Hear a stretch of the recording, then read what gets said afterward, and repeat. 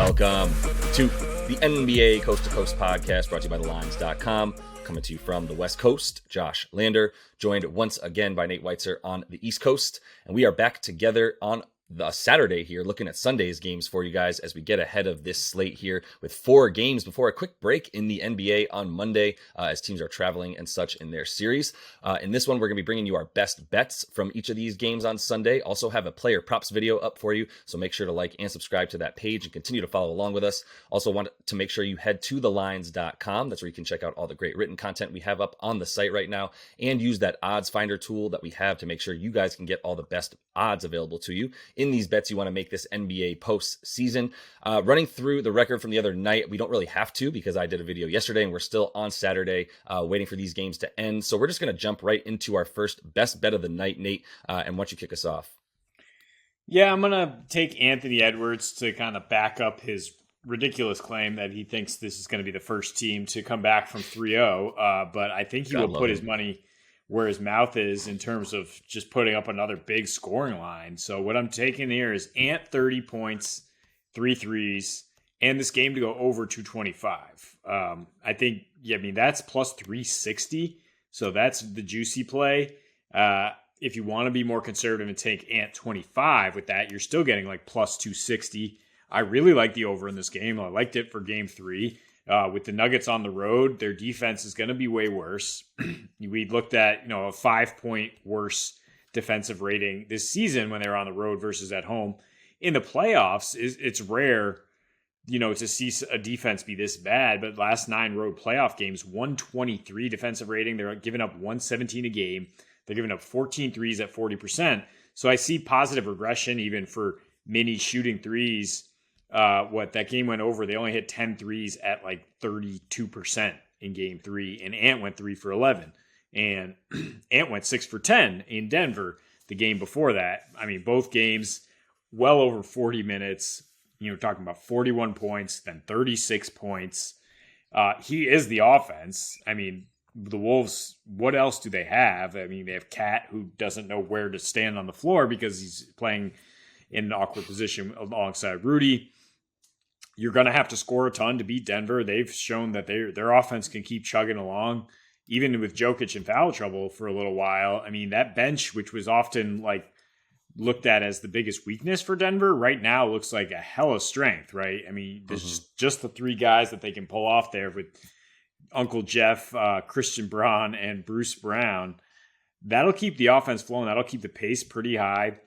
And therefore will put pressure on Minnie and Ant to keep firing away, right? Huge usage rate, 32% in this series, hitting 3.5 threes. I mean, his prop is at 27.5 in terms of points. So that's why I'm like, if you go 25, this is a very conservative 3-leg parlay, I think. I mean, I think he's going to take at least 10 threes. So he will hit 3, and we're talking over. So, I mean, it's a good way to try to get some juice here on this game without actually picking a winner, because we don't like predicting the Wolves' performance. At least I'm not going to try to do that. I know you think the Nuggets can wrap it up here. I'm not so sure that they have to really bother to wrap it up, because there's like a 0.1% chance that Minnesota could win game 5 in Denver, let alone game 7.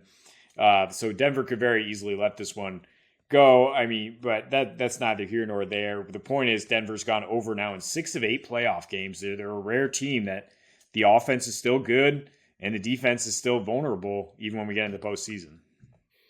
Totally. And I would agree with you, because as I was thinking about my first pick, which I'll just mention right now, is that the Denver's going to cover this 3.5 point spread. I really like getting 3 points for 4 points, whatever, for a team that has won all of these games by at least 9 points. And I considered how that might be dangerous because of the fact that I agree with you.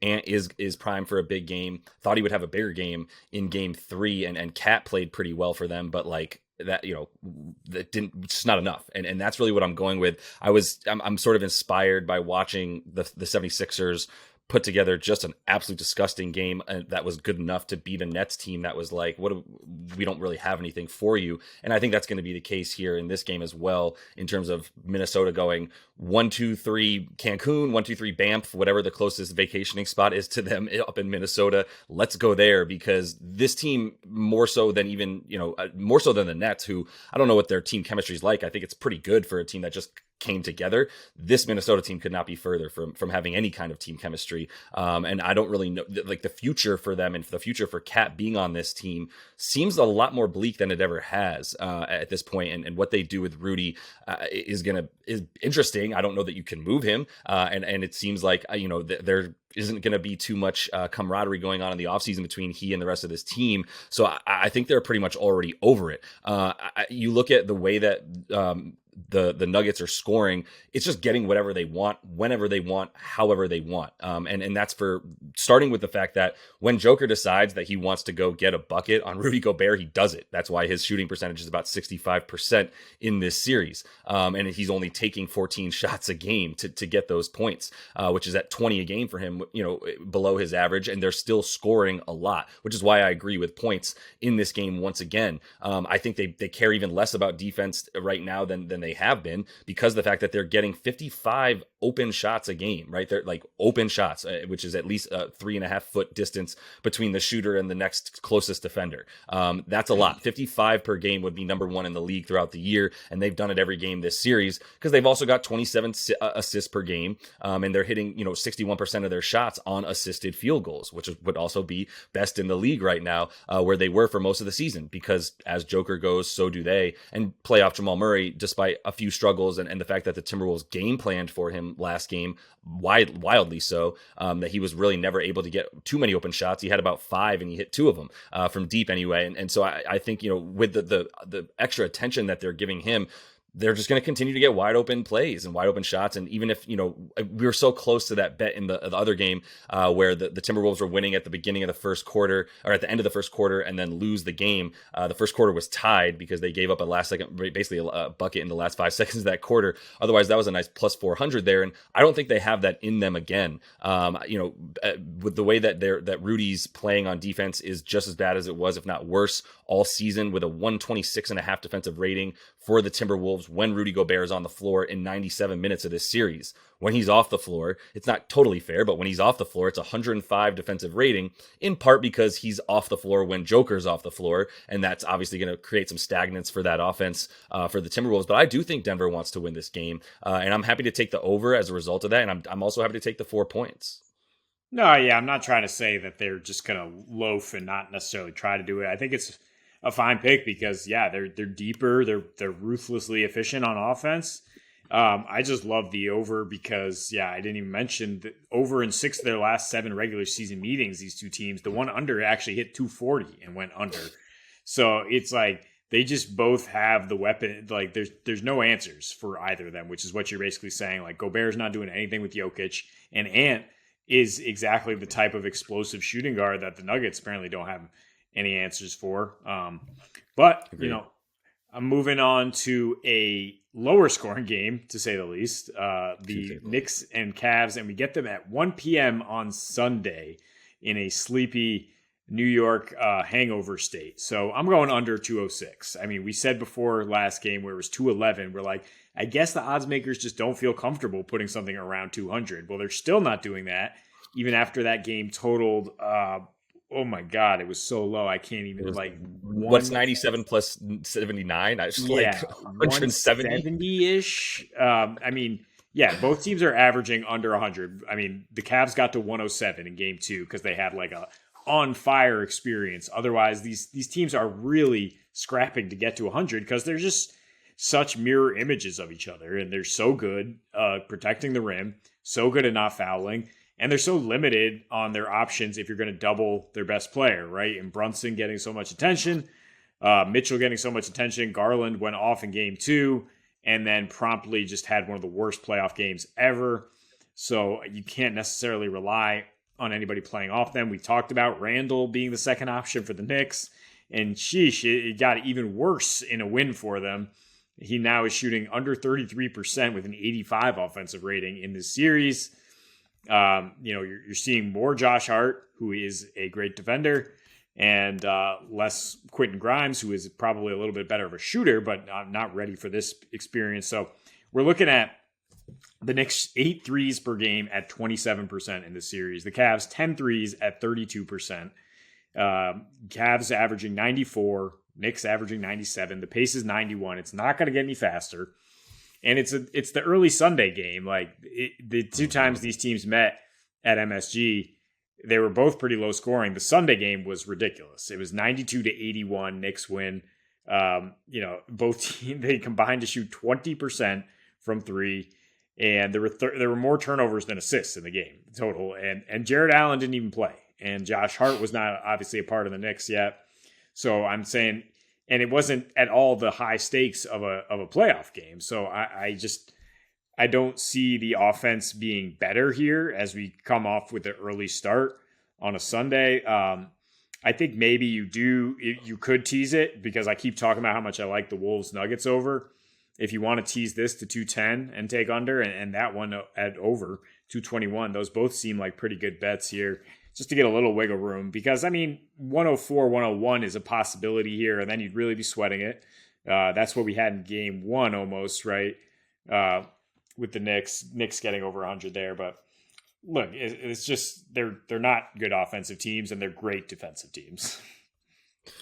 Fair, and you're never going to see me take an over in this game, because this game is all these games are capable of going to 190 points for sure. I think definitely an anomaly that the Cavs scored 79 points, the lowest total of any team this season, because of the fact that they were pretty open at times as well. I mean, I watched as much of that game as I could. It was fine because the Knicks were winning. It's still tough to watch on a Friday night when you want to have some fun and watch some offense. It wasn't a great viewing experience, but I will say the Cavs missed a ton of open shots. That's the only thing that scares you. But let's say that they made 9 more of them. This game still probably isn't hitting 200. So I don't think you need to tease it. I think that it's a little bit back and forth, and it'll continue to be so. Don't count the Cavs out. They're just going to lose this game because of that. If anything, maybe they'll be the team scoring 100 points in this one, and the Knicks won't be. One of these teams probably isn't scoring 100. You can continue to bank on that. And if that's going to be the case, then I don't see one of these teams scoring 110.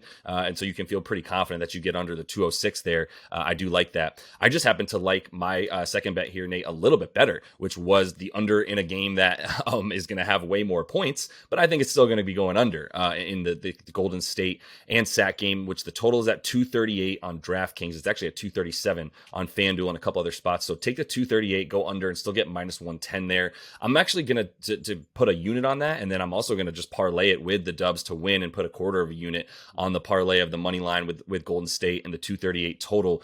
Sac can hang around in a game, that gets to 230 for sure. They didn't come close in this last one with their 97 points. And I'll give some credit to Golden State's defense, which is so much better at home, but that's just a part of all this, right?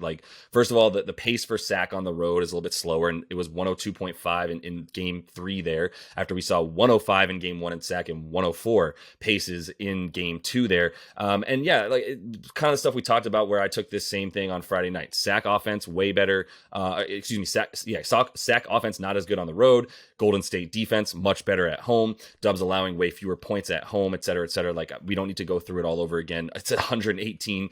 There's basically 10 points per game in terms of the difference for how many they're allowing when they're at home. It's way better. Sac goes under on the road. Golden State goes under at home. Both these teams basically top 2 in terms of doing that, going over in these specific places.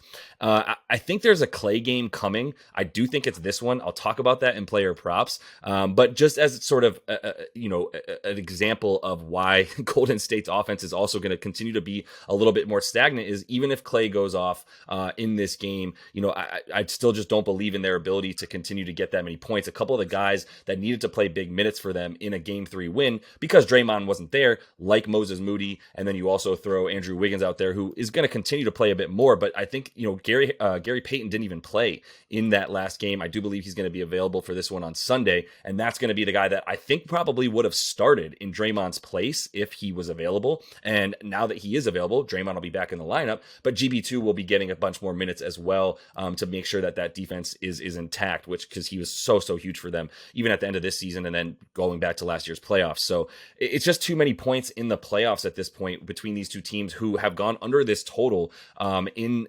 Golden State all but one time this year, which was the very first time they played on October the 23rd, which I'm not going to really pay much attention to the first game of the season. We're all the way at the end now where points are not going to be as easy to come by, and things should slow down a bit. Yeah, the Dubs had 50 points in the second quarter in that game, by the way. So that was why that one went over.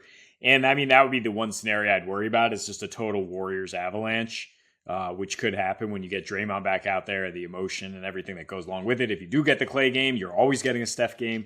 Even then, like, there's just so much wiggle room based on what we saw in game 3 for us to actually get to 240 here. Like, we're nowhere close to that. The Kings, you talk about missing open shots. Like, they could not hit a three, even if you left them. They had like 20 looks where there's no one within 6 feet of them. And it's just like, it's a nerves thing. Like, I see De'Aaron Fox just being like, I'm ready for this.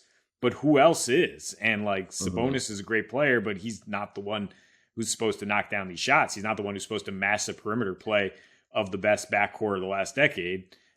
So, I mean, yeah, I trust the Dubs, I think, to even the series and to do it with some strong defense, especially when you get Draymond back in there.